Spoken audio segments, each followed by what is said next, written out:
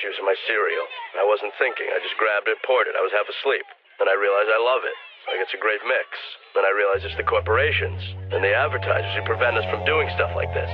They program us to think one way, milk cereal. Then you realize orange juice cereal is fine. It all goes in the same place. You know the old saying. Sometimes I think that we're in the prison and the prisoners are not. It's like the walls are keeping us out. You know what I mean? I mean, we're all trapped in these bodies. We all live in our own prisons, Brendan.